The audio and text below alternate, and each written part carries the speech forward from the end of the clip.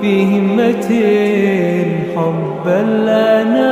নির্বাচন কমিশন বলছে অনেক নারী ফেস ঢাকতে চান বলে জাতীয় পরিচয়পত্রে তারা ছবি তুলছেন না এবং তাদের সংখ্যাটা বেশ বড়।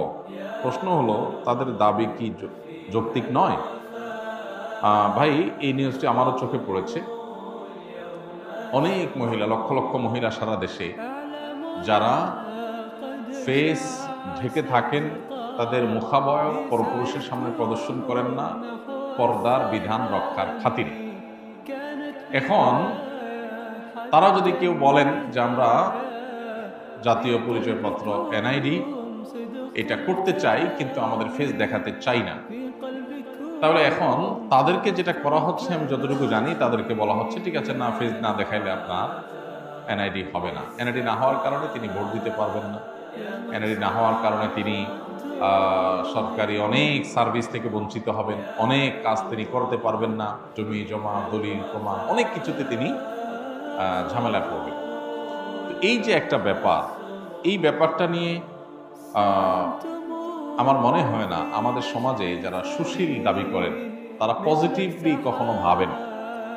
অথচ চিত্রটা যদি উল্টা হতো, আমরা সে আলাপ পরে আসতেছি যে এটা দাবিটা যৌক্তিক না অযৌক্তিক, এই বোনদের, আমাদের এই মহিলাদের।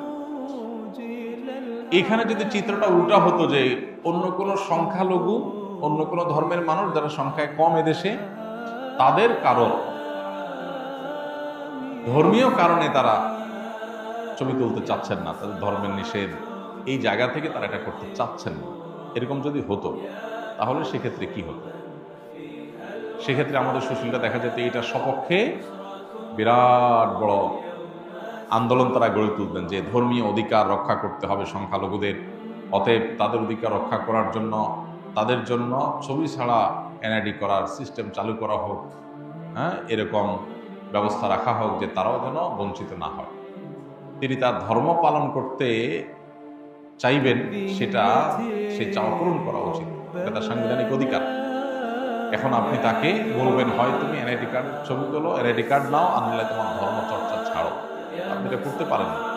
এই অধিকারের কথাটা সেখানে উত্তর। কিন্তু এখন উল্টা তারা মাসালা বলতেছে, মাসালা যেখানে আলেমদের বলার কথা, এখন তারা মাসালা বলতেছে, বলে যে না এনআইডি কার্ডের জন্য ছবি তোলা তো জায়েজ আছে, আপনারা কেন ঝামেলা করেন? ওনারা এখন মুফতি হয়ে গেছে।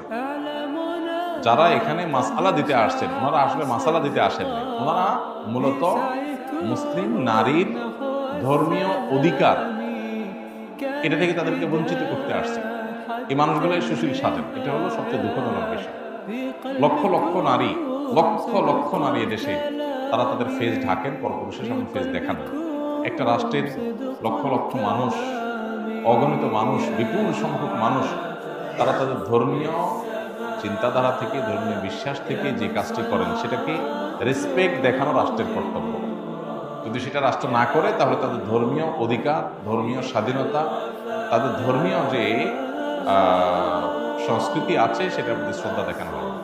এটা ভিন্ন আলাপ যে তাদের এটা কি বাড়াবাড়ি নাকি এটা শরিয়া, এটা কিন্তু কালচার হিসাবে আপনি দেখেন, সংস্কৃতি। এদেশের অনেক লক্ষ লক্ষ মেয়েরা তারা যুগ যুগ ধরে এই সংস্কৃতি ধারণ করে আসছেন, তারা ফেস ঢাকেন, পরপুরুষের ফেস দেখান না। এই সংস্কৃতিটাতে এই মাটির মানুষ ধারণ করছেন যুগ যুগ ধরে, সেটা মধ্যে রেসপেক্ট দেখানো আপনার কর্তব্য। পৃথিবীর অন্যান্য উন্নত দেশে জনগণের চাওয়াকে এত রেসপেক্ট করা হয়, এত গুরুত্ব দেওয়া হয় যে জনগণের